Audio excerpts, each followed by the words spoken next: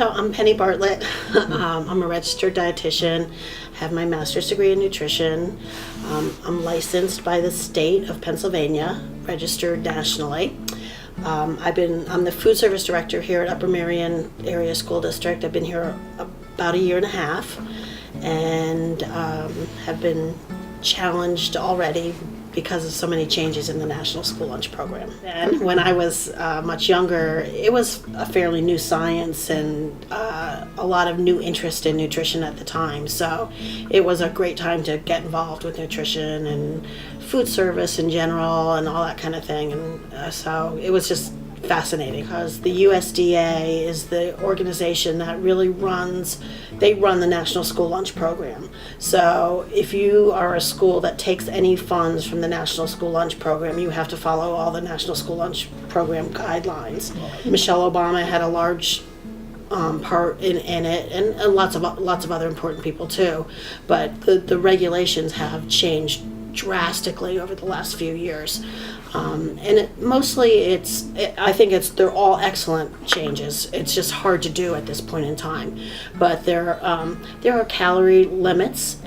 So there's a how many calories you can serve children, different amounts for different age groups, and then in those calorie restrictions, there's fat restrictions. There can be no trans fat in any of the foods. Saturated fat has to be less than 10%. Sodium is now restricted.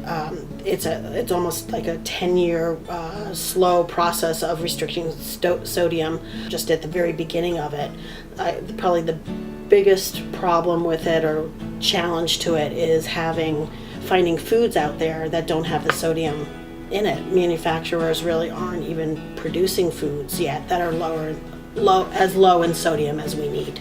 How we're managing here is to start doing some more scratch cooking. If you look 40 years ago, school cafeterias did all their own cooking.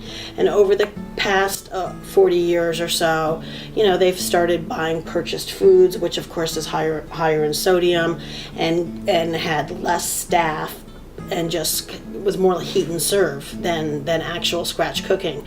But now that with sodium restrictions, you almost have to do a lot more cooking. So we've started doing, a lot more cooking and making things that, the kitchen hasn't made for quite a while. So it's kind of interesting. And I think that's happening everywhere too. It's really a no-brainer sort of thing. We have to do it. I mean, we take the funds from the National School Lunch Program, so these are the regulations we have to follow. It's, if you want to play, you got to pay, and that's just all there is to it.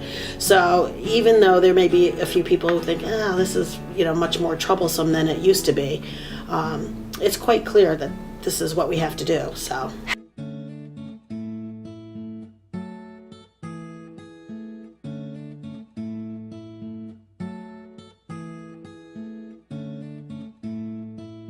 Actually, one of my favorite things about the job is that, there's school food service directors all around, and generally it's a group who likes to share information and who is absolutely willing to do that, whether it's very, just on the phone kind of thing or through different professional seminars and that kind of stuff.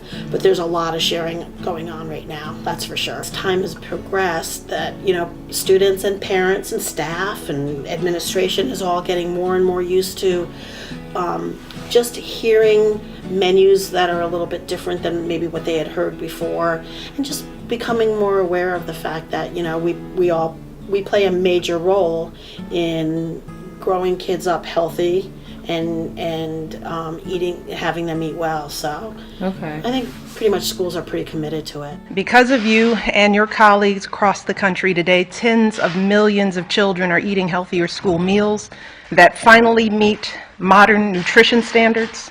Standards, by the way, that were developed by experts at the Institute of Medicine and based on sound science. And I know that this type of major transformation of our nation's school lunch program hasn't been easy. The truth is that when it came to the food being served in our schools, we had our work cut out for us. This is what I tell myself.